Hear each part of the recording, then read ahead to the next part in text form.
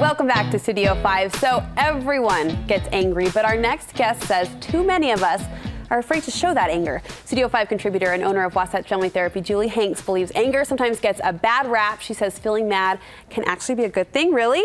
Yeah. There's a positive to this? Yes, there are so many upsides to anger. And in general, we just think anger equals bad. If I feel angry, I'm a bad person, or I'm not Christ-like, or I'm not nice. Well, I always think if I'm feeling angry, I am not handling the situation how I should be. Yeah, and really anger is just a signal that something is wrong or something needs to be attended to. So it's just information. It's not a moral issue. It's just information that you feel in your body, and everybody has different clues that they're feeling mad. You say women in particular sometimes struggle with the idea of expressing anger. Why do you think that is? You know, I think that I think women are socialized to be kind and nice and sweet, and so we think, oh, there's something wrong with me, or we feel shame about being angry. But I think it's a really important emotion, and we all feel it. So if you shut it down, then you create more problems. Okay, so when you say anger is a warning sign, the second we feel it, what should we do then? How do we use that information, as you call it, to kind of propel positive? So it motivates us to make a change. So it's a sign that says, okay, something needs to be addressed. If you think about if someone is harming a loved one, if someone's messing with my kid, you know. Oh, I saw her right there. Just saying it. Yeah, just saying it. It helps you take a stand, set a boundary. So if you're being mistreated by your partner, that anger is there for a reason to help you have the courage to say, that's not okay with me that you talk to me like that. Or it's not okay that you have to make all the final say with the money. I'm not okay with that. I'm mad about that. And so it helps us set boundaries and kind of just take a stand for ourselves or the people that we love. So are you then making a distinction between feeling anger and expressing anger? That is a huge distinction. Yeah. So most people, when we talk about anger, we usually think about angry behavior, and it's really important to distinguish those. So angry feelings, that's an internal state, internal cues. Angry behavior is aggression, acting out towards someone else, and those are separate things. So of course it's not good to hurt someone else or lash out unless it's in self-defense or defending. Right. But having the feeling is not bad. They're different. When you talk about women suppressing the feeling of anger, I think a lot of times, you know, we maybe do a little therapy on ourselves, and you've heard the term bottling it up is bad because then it's going to explode. Is that true? Yeah, that is true. In fact, I really believe that people who are unaware of their anger or try to push it down actually have more anger problems or create other kinds of issues.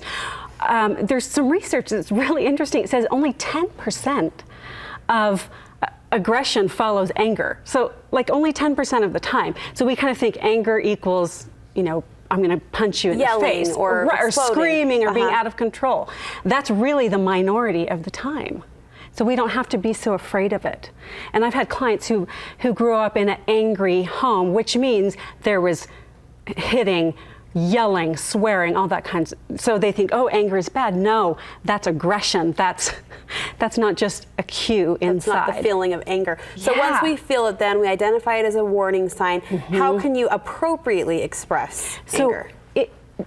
You express it directly. So I coach my kids even, and we do this a lot in my house. I'm mad. Just saying, I'm mad at you. I asked you to pick up your stuff and you didn't. It bugs me. Do it right now. Just being able to use the phrase, I'm mad. A lot of people don't use that. We say, I'm frustrated, or I'm bugged. When you said that, I kind of started to think of all the scenarios. Would I dare say, I'm mad at you to a girlfriend, or I mean, maybe easier expressed in a familiar, like a family situation between husband and kids, but even like woman to woman, is that important to say it that directly? Yeah. If you don't address it directly, you're going to address it indirectly. And women tend to kind of just shut people out, like, well, I'm not going to deal with them. I'd rather have somebody say, Julie, I'm mad. You know, that put down, you said in jest, but it really hurt my feelings, and I've been bugged about it for weeks. I'd rather have somebody tell me than just write me off. That's true. I mean, yes, it's hard to hear. It's that confrontation that we tend to slink away from, even as adults. But you're right. When you say that, it brings attention to the issue, and it gives me a chance then to resolve it as the person you might be angry at. And if you kind of think it's mad doesn't equal bad. Yeah. So for me to say, I'm mad at you, that's actually an intimate exchange. I'm willing to take that risk. You mean enough to me that I'm going to share with you this thing that's going on inside of me. Well, in fact, you go a step further and make the argument that being angry, that those mad feelings can actually improve a relationship. Yes. How so? Yeah. So when it's used for mutual problem solving, it can be really helpful. So I'm not just talking about venting, like just going off on a rant and all the things I'm mad about and complaining. But when it's used as a cue in a relationship, you bring it in, I'm mad about this. Let me tell you an example. I was doing a workshop years ago, and my husband said he'd get the handouts for the workshop, and he'd do it on his lunch break. He came home, he didn't have them, and I said, that's okay. And I was really hurt. I was angry. I was stressed out. And I'm driving to the workshop realizing, I'm going to talk to people about emotional health, and I'm totally stuffing my emotions. And I called him and I said, I just want you to know I'm mad. And underneath that, I'm really hurt, and I'm scared I'm not important to you. Well, you talk about the underlying emotion then. Is that the next step to using this anger for the good, is to recognize what's really boiling underneath the surface? That is the most important thing about anger, Brooke, is that it's generally a secondary emotion. And what I mean by that, well, so primary emotion is what you feel first. Secondary is what you feel most. So sometimes the anger, you'll feel the anger most, but underneath it is that thing you felt first that is usually more vulnerable, like sadness, like fear, like loneliness. Always, in every case?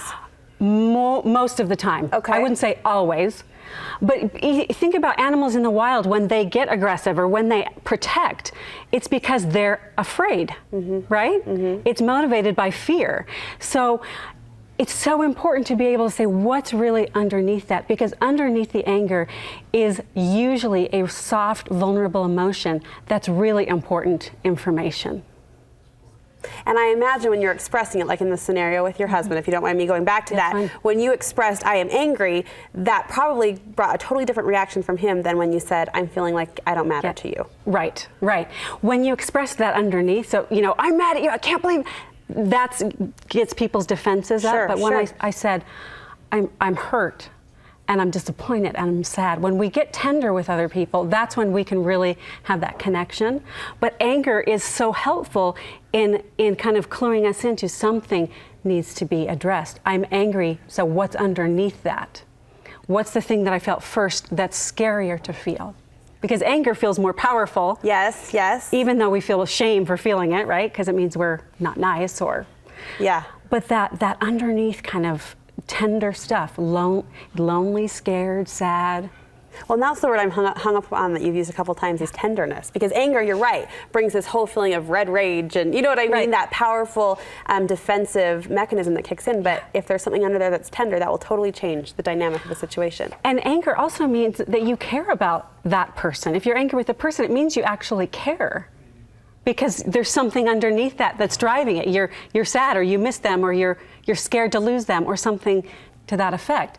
If you don't care about somebody, you feel indifferent. You don't feel angry. Super insightful, Julie. Super insightful. Thank you so much. Thank you, Brooke. It's insight just like this that you're sharing with people at your date nights. Yes. And there's one coming up. Yes. Speaking about anger, we're talking about money. Oh, there you go. Managing money matters in marriage, and that's coming up on Friday, and it's going to be really great. 7 to 9 at Wasatch Family Therapy in Cottonwood Heights. Do you have to sign up ahead of time? You do. Yeah, and it's catered, and it's delicious food. Good Texas food, Roadhouse Grill. Good conversation. Good advice. Helpful tips. So. And they go to your website for more on that? Yeah, wasatchfamilytherapy.com. Great. Julie, thank you so much. Thanks.